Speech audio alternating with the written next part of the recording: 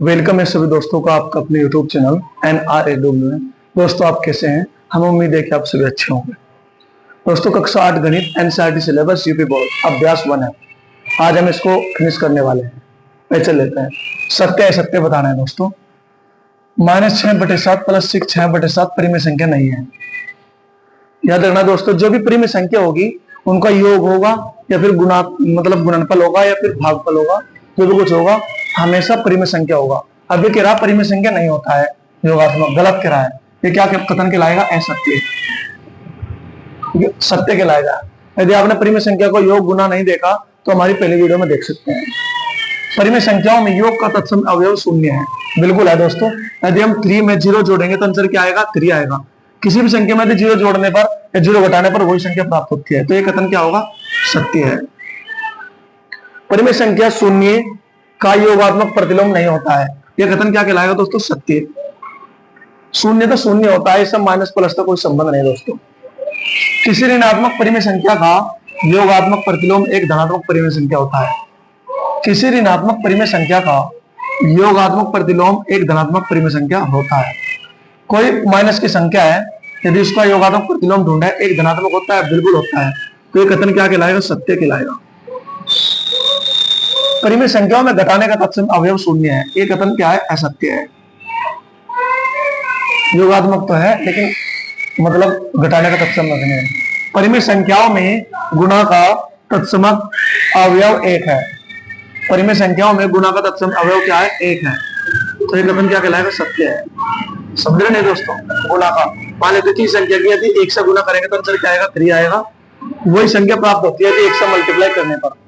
ठीक है दोस्तों, एक ऋणात्मक परिमेय संख्याओं का एक माइनस की परिमेय संख्याओं का गुणात्मक प्रतिलोम एक ऋणात्मक परिमेय संख्या होती है, गलत कह रहे हैं दोस्तों। कथन क्या कहलाएगा? असत्य। कोई भी माइनस की संख्या है, गुणात्मक प्रतिलोम यदि निकाला जाए उसका गुणात्मक एक ऋणात्मक परिमेय संख्या गुणात्मक प्रतिलोम यानी गुणात्मक प्रतिलोम निकालना है, एक ऋणात्मक परिमेय संख्या होता है। एक ऋणात्मक परिमेय संख्या होगा, मान लो कोई दोस्तों ये कोई माइनस की संख्या है और उसको गुणात्मक प्रतिलोम निकालें तो आंसर क्या आएगा? एक ऋणात्मक परिमेय संख्या होता है, बिल्कुल सत्य है भाई। कोई एक माइनस की संख्या है, यदि उसका ऋणात्मक प्रतिलोम निकाल लेना तो माइनस की आएगा आंसर।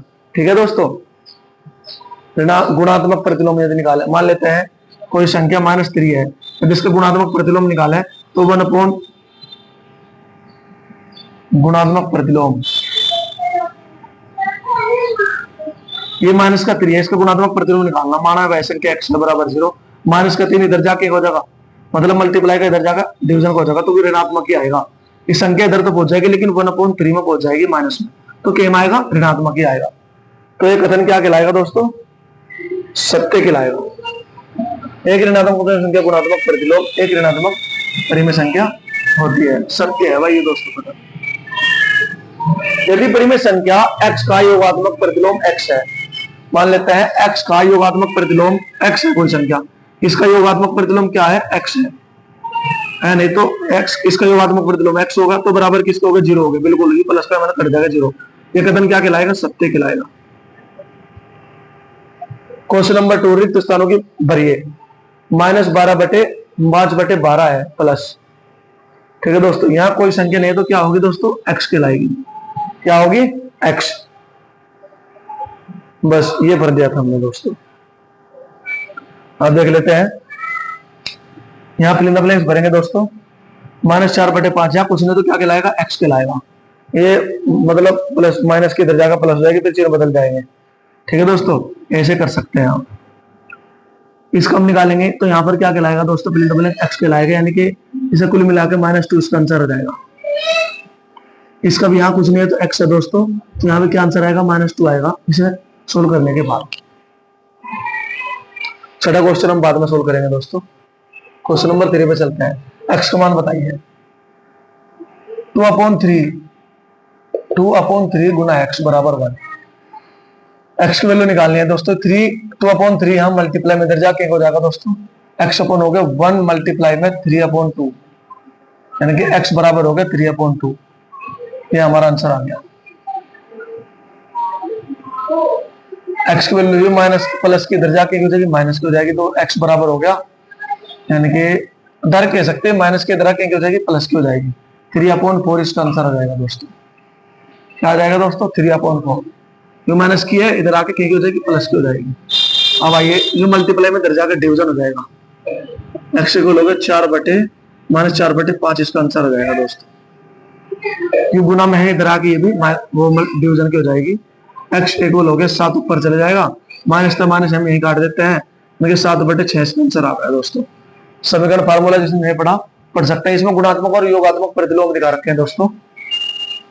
अब आइए इसको सोल्व कर लेते हैं। एक्स की वैल्यू -5 गुना 4, या 5 तो 5 कम काट सकते हैं दोस्तों, 1 माइनस तो माइनस भी कट गया, ऊपर 1 यहाँ है और 4 तो 4 भी कट गया, तो आंसर क्या आएगा दोस्तों 1 आएगा।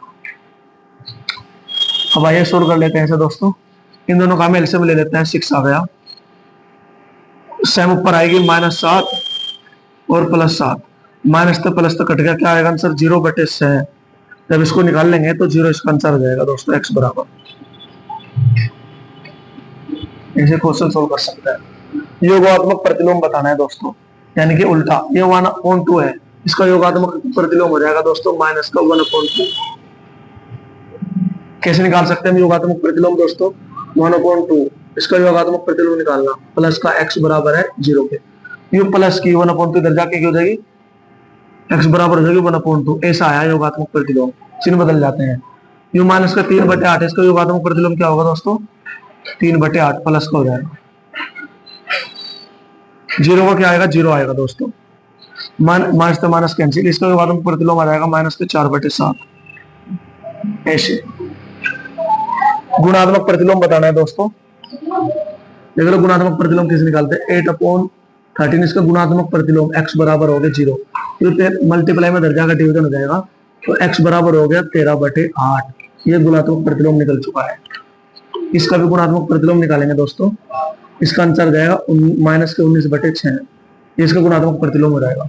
इसको भी निकालेंगे -16/17 हो जाएगा गुणात्मक प्रतिलोम। आंसर को बदल देते हैं,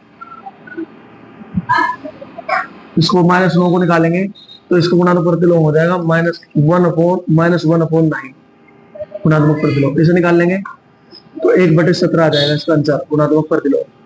इसको निकालेंगे हम, पहले इनको सोल्व कर लेते हैं, 2 एकम 2, 2 दूनी 4, 9 आ गया 9/10, 9/10, 2 5 दूनी 10, इसको गुणात्मक प्रतिलोम निकाल लेंगे 10/9 हो गया, ये हमारा आंसर हो गया दोस्तों।